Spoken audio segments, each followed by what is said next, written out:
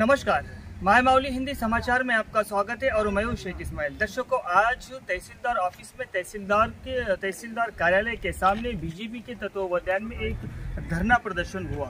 अब धरना प्रदर्शन हुआ, फिर धरना प्रदर्शन के बाद में एक तहसीलदार के वेणुगोपाल को एक अर्ज दिया गया। दर्शकों, ये अर्ज क्या था? वो सरकार की नीति जो अभी जो राष्ट्र में जो सरकार चल रही है, बीआरएस सरकार की नीति को दर्शाता है। अभी बीजेपी पार्टी का कहना ये है कि जो सरकार तेलंगाना सरकार है, जो बीआरएस सरकार है, ये चुनाव में इलेक्शन के सामने जो वादे करते हैं, जो इलेक्शन जीतने के बाद में पूरी तरह से भूल जाते हैं या तो उस वादों को तब्दील कर दिया जाता है। जैसा कि इन्होंने, हालांकि जब अभी इलेक्शन सामने आता है, 9 साल से सीएम केसीआर को डबल बेडरूम की गृह लक्ष्मी की याद नहीं आई।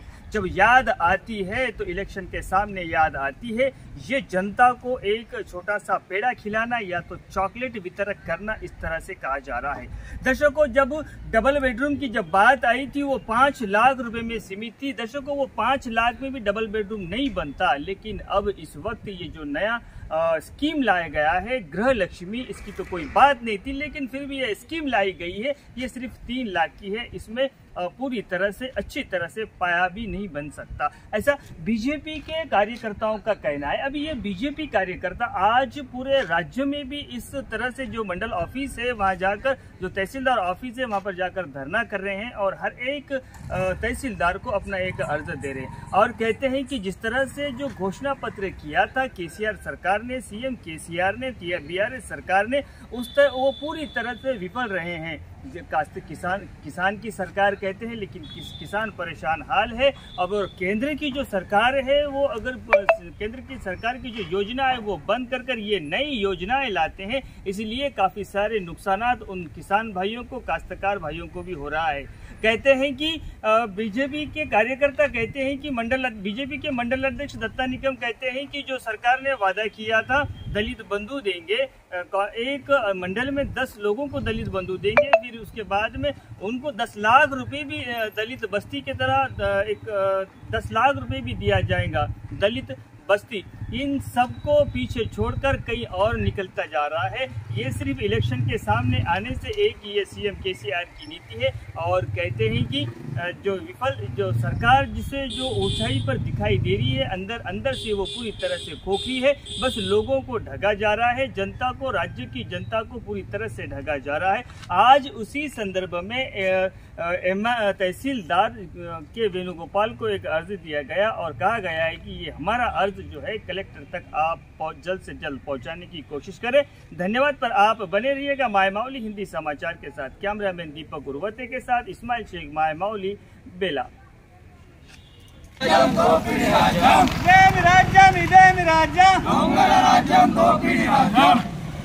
Double bedroom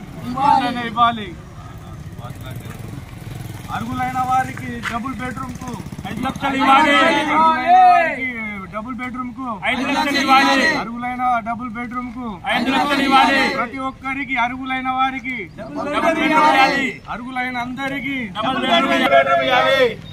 KCR down down. ఇదేమి రాజ్యం, ఇదేమి రాజ్యం, దొంగల రాజ్యం, దోపిడీ రాజ్యం. ఇదేమి రాజ్యం, ఇదేమి రాజ్యం, దొంగల రాజ్యం, దోపిడీ రాజ్యం. ఇదేమి రాజ్యం, ఇదేమి రాజ్యం, దొంగల రాజ్యం, దోపిడీ రాజ్యం. చెట్టు మీది దొంగ కేసీఆర్ దొంగ, చెట్టు మీది దొంగ కేసీఆర్ దొంగ. దళితులకు 3 ఎకరాలు వెంటనే అమలు చేయాలి. 3 ఎకరాలు వెంటనే అమలు చేయాలి. నిరుద్యోగ వృత్తి వెంటనే అమలు చేయాలి. నిరుద్యోగ వృత్తి వెంటనే అమలు చేయాలి. ఇదేమి రాజ్యం, ఇదేమి రాజ్యం, దొంగల రాజ్యం, దోపిడీ రాజ్యం. ఇదేమి రాజ్యం, ఇదేమి రాజ్యం, దొంగల రాజ్యం, దోపిడీ రాజ్యం. KCR down down, KCR down down.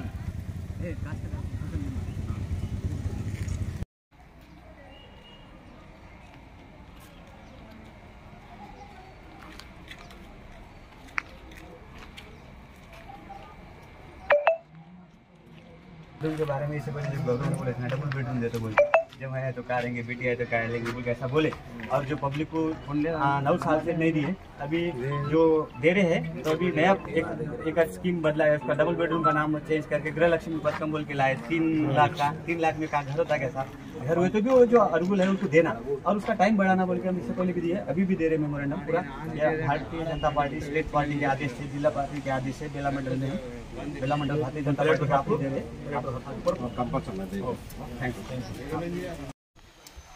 आज भारतीय जनता पार्टी राष्ट्र अध्यक्ष जी किशन रेड्डी उनके आदेश से और जिला पार्टी अध्यक्ष पायल शंकर उनके आदेश के अनुसार आज भारतीय जनता पार्टी बेला मंडल के भारतीय जनता पार्टी के ओर से MRO साहब को आज डबल बेडरूम के बारे में मेमोरेंडम दिया गया है।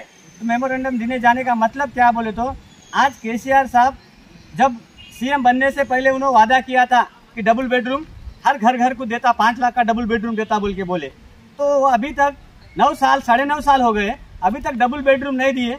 और आने वाले समय में 2-3 महीने इलेक्शन है बोल के एक नया ड्रामा शुरू करें, गृह लक्ष्मी बोल के, गृह लक्ष्मी स्कीम बोल के जो 3 लाख का स्कीम लाए। 3 लाख में जिसकी जगह है घर को, उसके जगह पे उन्होंने घर बन लेना, उसके वास्ते गवर्नमेंट 3 लाख देते बोल के एक नया डिक्लेयर करे।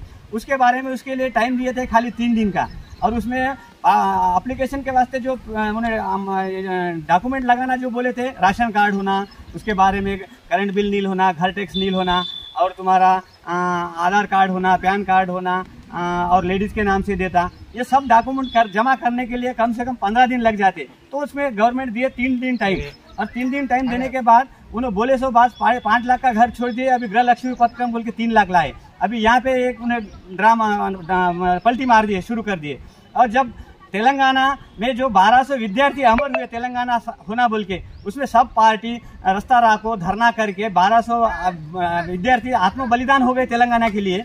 और उस टाइम में केसीआर साहब बोल रहे थे कि पहला मैं आया तो मेरा कुछ नहीं, मेरा बेटा और बेटी सब अमेरिका में रहते हैं, हम दोनों इधर रहते हैं, हम जैसा बोले वैसा करेंगे, दलित मुख्यमंत्री बनाएंगे बोल के बोले। और जैसा तेलंगाना आते दलित मुख्यमंत्री छोड़ देकर खुद स्वयं मुख्यमंत्री हो गया।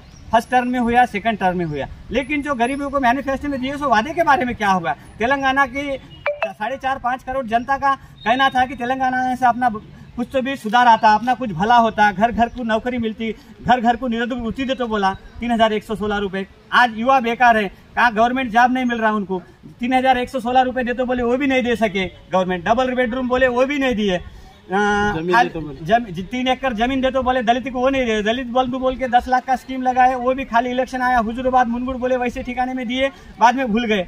हर कांस्टेंसी में 10-20 दलित बंधु नहीं दिए, गिरिजन बंधु नहीं दिए। फिर अभी BC बंधु बोल के लगाए, पर तुम गांव में एक आदमी को BC दिए और जमा करे फार्म दुनिया भर के, ये कहाँ तक सही है? इसलिए गवर्नमेंट को जब तेलंगाना के प्रजा के बारे में प्रेम है तो जितना उन्हें मैनिफेस्टो में लगाए तो स्कीम पूरी करना, जैसा डबल बेडरूम होंगे या निरुद्ध वृत्ति होंगे, या किसान के लिए जो अच्छी स्कीम इससे पहले हमारा प्रधानमंत्री लाया तो जहाँ पे अतिवृष्टि अनावृष्टि होता, आज जो गंगा बेल्ट से नुकसान हुए से किसानों का बारे में है।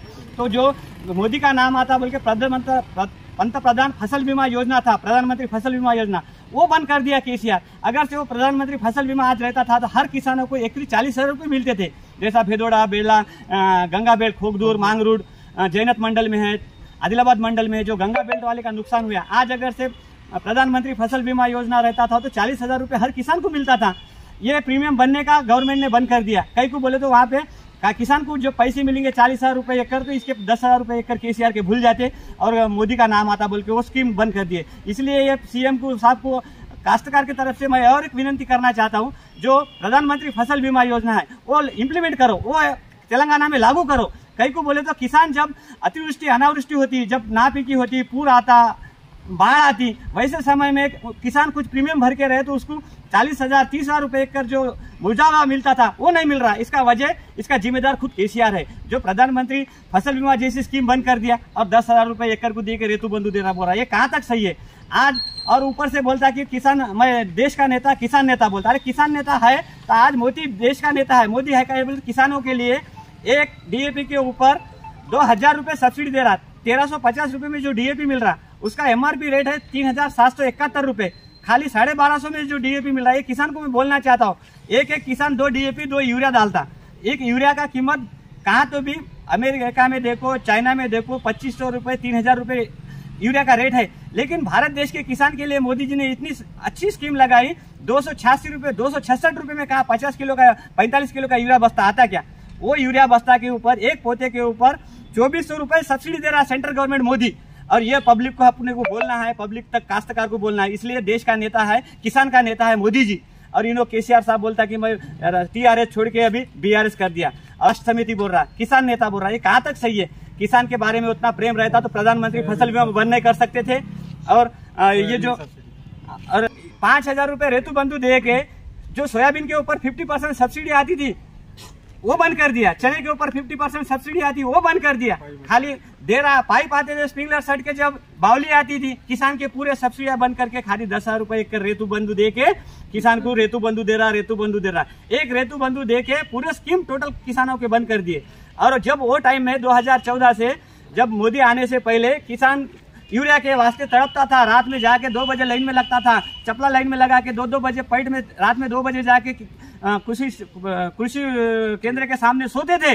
आज वो मूवमेंट नहीं रहा। मोदी जी ने जो देश के किसानों के लिए जितना चाहिए उतना मुबलक यूरिया, डीएपी और सब्सिडी के रेट में दे रहा है। तो आज एक एक किसान को कम से कम 1 एकड़ खेती करने वाला किसान 2 यूरिया 2 डीएपी डालता है तो उसमें रुपये वो बच रहे, सब्सिडी आ रहा, और 6000 रुपये किसान सम्मान निधि। तो ऐसा 24,000 रुपये 1 एकड़ किसान को मोदी जी दे रहा।